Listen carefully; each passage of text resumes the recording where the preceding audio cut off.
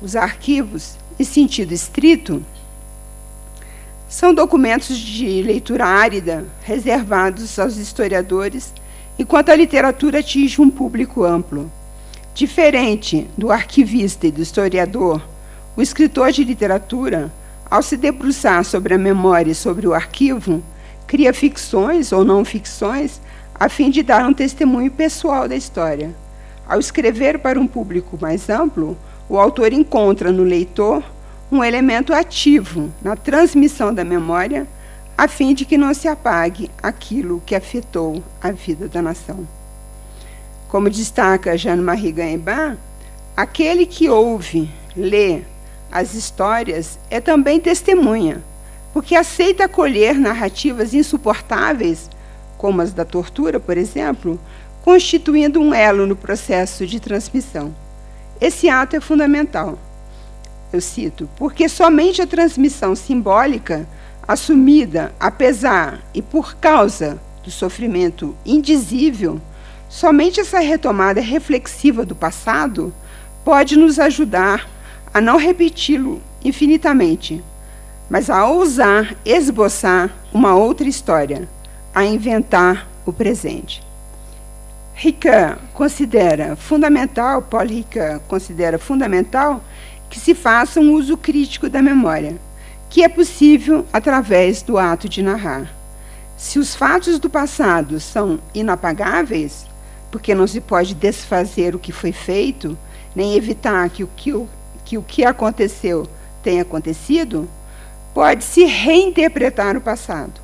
O passado não está fechado, ele está aberto a novas interpretações, a um acerto de contas. Eu cito, o que do passado pode então ser mudado é a carga moral, o seu peso de dívida, o qual pesa ao mesmo tempo sobre o projeto e sobre o presente. No livro que fiz, que não está publicado ainda, Literatura como Arquivo, escrito sobre a ditadura, explorei uma parte significativa desse já imenso arquivo literário.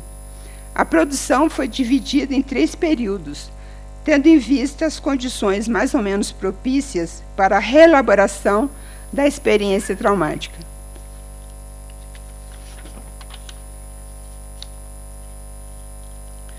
O primeiro período vai de 1964 a 1979, ano da assinatura da Lei da Anistia. O segundo vai de 1980 a 2000. O terceiro período compreende os últimos anos. No primeiro período, a tônica é ora prospectiva e utópica, ora distópica, diante do fracasso dos projetos revolucionários. Os personagens de romances como Quarupi, de Antônio Calado, e Pessache, de Carlos e Torconi, entram na luta com ideais de transformação do país, enquanto os de Em Câmara Lenta, de Renato Tapajós, já se desencantaram, encontrando-se no impasse provocado pelas prisões e mortes dos militantes. Em outros romances de Calado, publicados no período, Bar Dom Juan e Reflexos do Baile, o tom é mais amargo. Militantes despreparados para a luta acabam assassinados depois de cometerem erros primários em suas ações. Zero é um romance distópico de Inácio de Loyola Brandão, escrito em forma de fragmentos, assim como A Festa, de Ivan Ângelo. Ainda que Zero tem uma linha narrativa mais coesa que o estilhaçado romance de Ângelo. O segundo período se caracteriza por relatos autobiográficos de ex-presos políticos beneficiados pela Lei da Anistia, exilados que voltaram ao país, ou recém-saídos da prisão ou da clandestinidade. O de maior impacto, que vendeu mais, que foi mais lido, foi O Que é Isso, Companheiro, de Fernando Gabeira. Mas destacam-se também, nesse mesmo estilo, Batismo de Sangue, de Frei Beto, e Tirando o Capuz, de Álvaro Caldas. Nesse tipo de relato autobiográfico, o autor, narrador, é o supérstite. Ele dá o testemunho de algo que efetivamente viveu.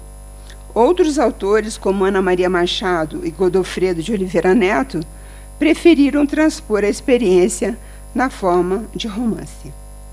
Uma exceção marcante na produção do período é o romance Em Liberdade, de Silviano Santiago, que aborda a questão de maneira transversal. O romance se constrói em 3 níveis que correspondem a 3 épocas diferentes da história do Brasil. No nível central se situa Graciliano Ramos ao sair da prisão em 1937. No segundo patamar aparece a história de Cláudio Manuel da Costa durante a Inconfidência Mineira no século XVIII, que pretensamente teria se enforcado. No terceiro, a morte de Vladimir Herzog, em forma de reflexo da história de Cláudio. A repetição da farsa, quando os órgãos da repressão emitiram nota dizendo que Herzog teria se enforcado em 1975. Nos 3 casos, intelectuais dissidentes que sofreram ou morreram na prisão. O leitor pode identificar muitos elementos relativos ao suicídio na prisão de Cláudio Manuel da Costa como sendo os mesmos da morte de Herzog, cujo nome não aparece em nenhum momento. Ou seja, a história recente do país subjaz no romance sem ser explicitada. Digamos que o livro requer um leitor atento e perspicaz para depreender do texto seus vários sentidos. Nesse palimpsesto, Silviano é a voz oculta, já que ele fala em nome de Graciliano. O autor não testemunha algo vivido por ele. Ele transfigura no romance a história da persistência da violência contra os intelectuais e livres pensadores. O terceiro período é retrospectivo. Aborda o passado de pessoas reais ou fictícias, utilizando a forma de romance para transmutar o vivido através de um trato mais literário. Embora em quase todos os romances, independentemente do período considerado, a tônica seja a denúncia da tortura e do desaparecimento de militantes, as estratégias narrativas variam. Elas vão de descrições realistas até fantásticas, passando pelo uso da hipérbole, da ironia, do sarcasmo e da sátira. Em alguns relatos autobiográficos, até mesmo em romances, há descrições de tortura, cuja leitura pode ser insuportável, não obstante sua necessidade como parte do testemunho. Não se pode ter a pretensão positivista de recensear todos os romances que tratam de maneira mais ou menos direta da repressão durante a ditadura, porque essa seria uma tarefa infindável. Um romance que se passa nesse período provavelmente terá a ditadura como pano de fundo, através de uma ambientação claustrofóbica, como em Stella Manhattan, de Silviano Santiago, ou através da ironia ao ufanismo reinante, como em Bazar Paraná, de Luiz Krauss. Alguns autores fizeram romances alegóricos, tais como José J. Veiga, em A Hora dos Ruminantes, ou Sombras de Reis Barbudos, ou ainda Érico Veríssimo, em Incidente em Antares.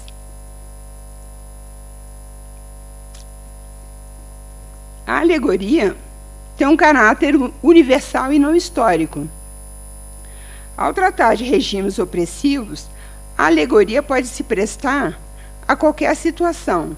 O sentido de sátira da ditadura seria muito mais uma ilação feita pelo ato de leitura do que propriamente um elemento explícito da obra, o que suscita uma recepção diferente dependendo do leitor. Para dar um exemplo, o livro Animal Farm, traduzido em português como A Revolução dos Bichos, de George Orwell, de 1945, é uma alegoria do regime stalinista, portanto, uma sátira do comunismo.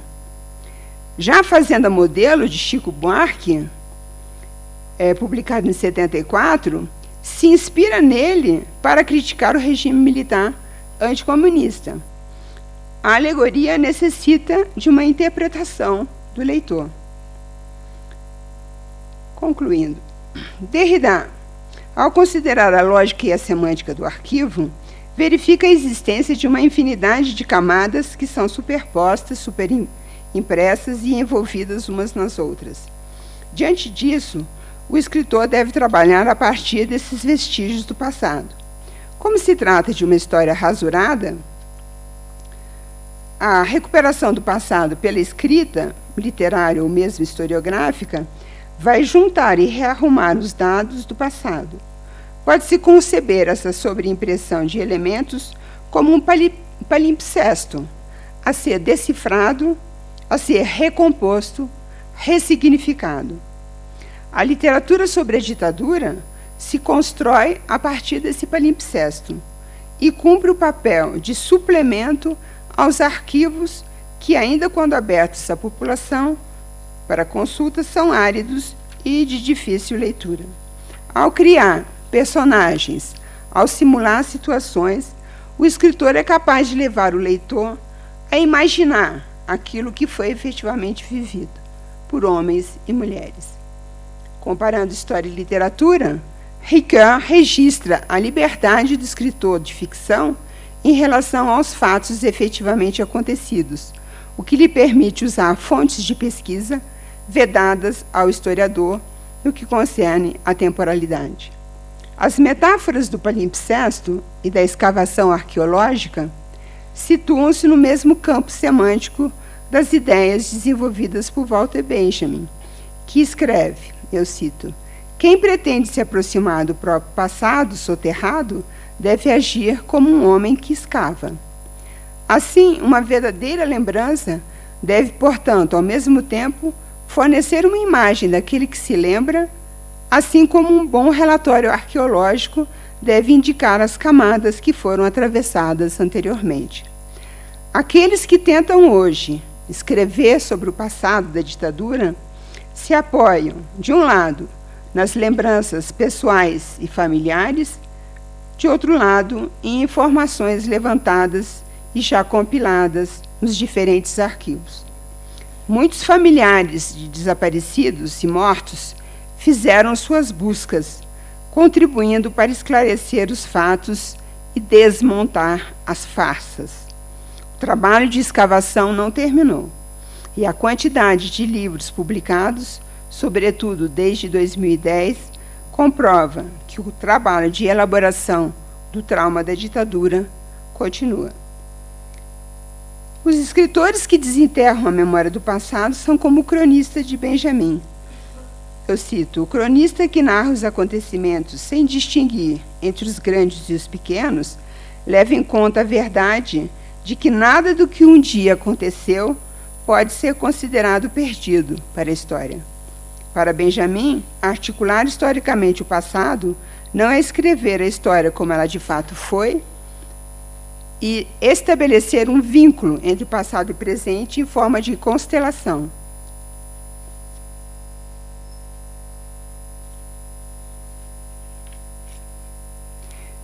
Eu li mal. Para Benjamin, articular historicamente o passado não é escrever a história como ela de fato foi. É sim, estabelecer um vínculo entre passado e presente em forma de constelação. Sua filosofia da história, segundo Jean-Marie Gaimbart, apontaria para o fato de que a exigência de rememoração do passado não implica simplesmente a restauração do passado, mas também uma transformação do presente, tal que, se o passado perdido aí for reencontrado, ele não fique o mesmo, mas seja ele também retomado e transformado. Mas, para além da rememoração, é preciso que haja também reparação do sofrimento das gerações passadas. Como Levi assinala, para Benjamin, a rememoração das vítimas não deve ser concebida como uma lamúria. Ela, eu cito, só tem sentido quando se torna uma fonte de energia moral e espiritual para aqueles que lutam hoje. Ou seja, há uma dialética passado-presente, como Benjamin apontara na sua tese 4, quando trata do materialismo dialético. Muitos dos romances e relatos que tratam da ditadura partiram de uma experiência particular, se não própria, ao menos de amigos e familiares. No entanto, o fato de ter um fundo biográfico ou autobiográfico não quer dizer que é simples. Para escrever ficção ou não ficção, é preciso pensar na arte da composição narrativa, e isso só se consegue com artifício.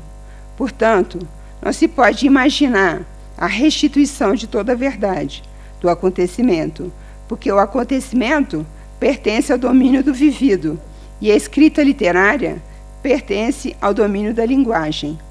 Não se pode confundir o que se passa na vida real de cada um de nós com o que se lê num livro. São universos diferentes, com códigos diferentes, porque a realidade nos escapa sempre. Muito obrigada.